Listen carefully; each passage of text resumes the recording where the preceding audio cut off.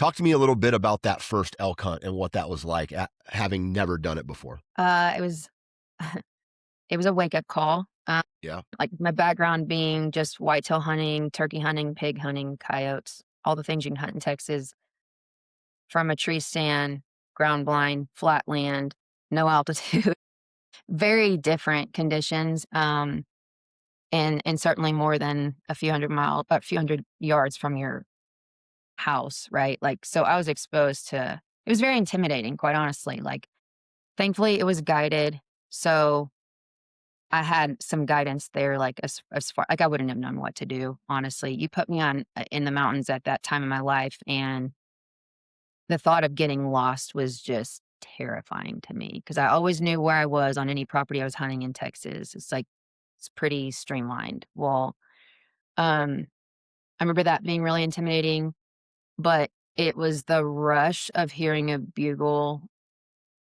at shooting distance that, like, made my whole body go numb. Like, I thought that was the coolest thing I'd ever experienced in my life, and, um, unfortunately, it was an early season hunt that year. You know, you when you get a landowner tag, you choose what season that you're gonna hunt. I ended up hunting the first season, the earlier season. They weren't talking very much. I did get to hear them a little bit, but ended up hunting over water quite a bit because also at that time in my life, with the background that I had killed plenty of things with my bow, but it was in Texas at 30 yards and under, you know? And so you start pushing out west. Is it impossible? No, but ideally you be comfortable at 50 or 60 or, you know, whatever that is for you. I'm not trying to put pressure on anybody, but I remember that year going up and my guide said, "Well, what are you comfortable at?" And I'm like, "Dude, I'm not shooting past 40." I had a 20, 30, 40 fixed pins. Didn't even know what a slider was at the time. Like, again, it's not necessary where I hunted before. And I could just see the look of defeat, like, "Oh, man, okay, well, we're gonna put you on some water because 'cause they're quiet anyway." It was a 5-day hunt, ended up extending it, 2 more days, and on the last night, the very last night of those extended days, I ended up getting one, but it was they put me on a tank or pond, water, whatever, for the entire day. I sat 15 hours by myself with no one there and never saw an elk until last light, and it was a herd bull that came in with all his cows, and thank God he came in on the side that he did because it gave me a 20-yard shot broadside as he was walking out of the water, and he never knew what hit him. I had a complete pass through. That was the other thing I was really intimidated by because, you know, I shot 43 pounds, 45 pounds for a long time. For this hunt, I worked up to 50 pounds.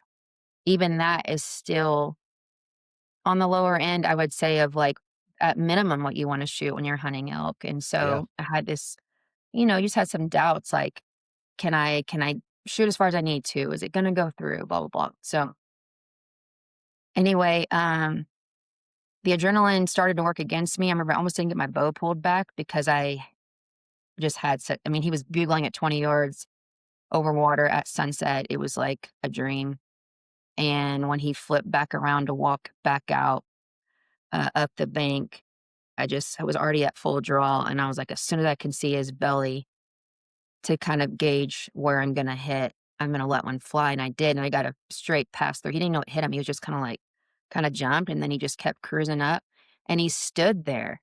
And I remember back at camp, one of the things they said about elk is, "If you can keep putting arrows in 'em, please do, because nobody's there to watch where your arrow is." And so I knocked one. I army crawled out of the it was just kinda like a brush blind that they built for me the day before.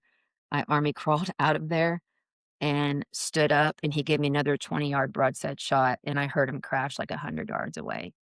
And I just remember my whole body like, "What the hell just happened?" Like, what you know, just a very pivotal moment in my journey as a hunter from just, like, the little kid that ran around on ranches and knew all about whitetail management and predator hunting and things like that, but nothing of this world. It just opened up a whole new world for me.